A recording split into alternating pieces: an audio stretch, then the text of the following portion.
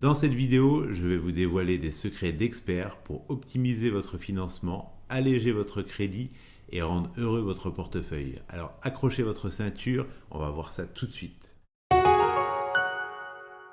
En 2009, c'était la crise des subprimes, donc c'était la fin du monde comme à peu près aujourd'hui.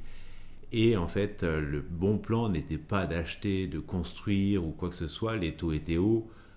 L'avenir incertain et derrière les marchés se cassaient la gueule. Donc en fait, j'ai pu bénéficier de la galère des constructeurs qui ne sortaient plus le nombre de maisons qu'ils avaient habituellement à sortir. Et derrière, on pouvait avoir des crédits, mais des crédits qui étaient aux alentours de 4,5%. Donc là-dessus, à bien mesurer tout, j'ai pu me rendre compte que derrière, les constructeurs allaient faire des offres, allaient être beaucoup plus enclins à la négociation. Du coup, on est allé monter notre crédit, qui était en tout cas pour l'époque un des meilleurs taux, donc un taux à 4,5%, avec vraiment des options qu'on n'aurait jamais pu avoir avant.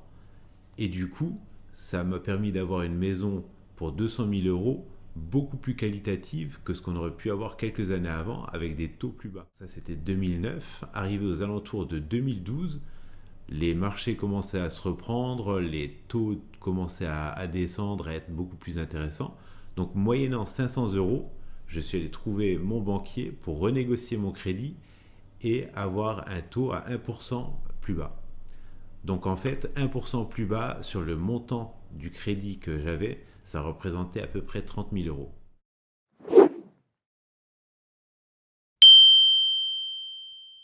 Depuis la loi Lemoine, il est possible de changer d'assurance emprunteur et donc de ce fait de trouver une assurance plus intéressante que celle de la banque, à condition qu'elle respecte les mêmes garanties que l'ancienne.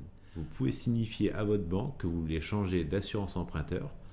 Alors, eux peuvent vous faire une offre, mais vous pouvez aussi, et ça je vous conseille d'aller voir d'autres organismes, certains sont spécialisés dans la délégation d'assurance, qui vous permettront de changer pour une assurance moins chère et avec les garanties similaires. La délégation d'assurance permet de gagner à peu près entre 8 et 10 000 euros sur son prêt immobilier. Donc c'est une très belle astuce, couplée avec la renégociation du taux du crédit.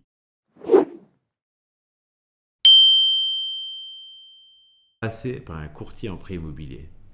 Tout simplement parce qu'un courtier sait quelle banque prête actuellement, qui est enclin à faire du crédit et à quel taux il pratique actuellement. Donc, plutôt que d'aller faire 50 banques, allez voir directement un courtier qui vous coûtera bien sûr un honoraire, mais qui vous en fera gagner 3 ou 4 fois plus en vous orientant vers la bonne banque, en préparant votre dossier, en optimisant votre dossier. Ils pourront vous donner quelques conseils en fonction peut-être des petits crédits que vous avez ou d'autres choses qui ne sont pas super sexy sur votre compte bancaire.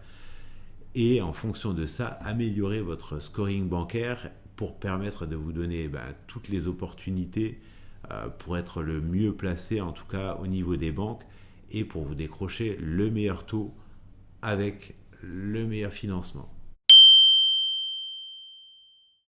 La loi Carrez impose une transparence dans les transactions immobilières. Il faut savoir qu'un bien qui est annoncé à une certaine superficie et qui a une variation de plus de 5% ouvre le droit à une réduction et à une restitution proportionnelle en fonction du prix du mètre carré de votre bien. C'est-à-dire que si vous avez plus de 10 mètres carrés de différence et que votre prix du mètre carré est à 2 500 euros, vous pourrez réclamer jusqu'à 25 000 euros. En conclusion, en suivant ces techniques, vous pourrez optimiser votre financement, ce qui vous permettra de bénéficier des opportunités de marché que vous allez pouvoir trouver. Et en optimisant votre financement petit à petit, au final, vous gagnerez autant que si vous aviez eu un taux à quelques pourcents. J'espère que ce contenu vous aura plu. N'hésitez pas à le faire savoir à l'algorithme YouTube en laissant un petit like. Si vous avez des idées d'amélioration ou d'autres questions, n'hésitez pas à poster dans la section commentaires. C'était tout pour aujourd'hui et je vous dis à une prochaine.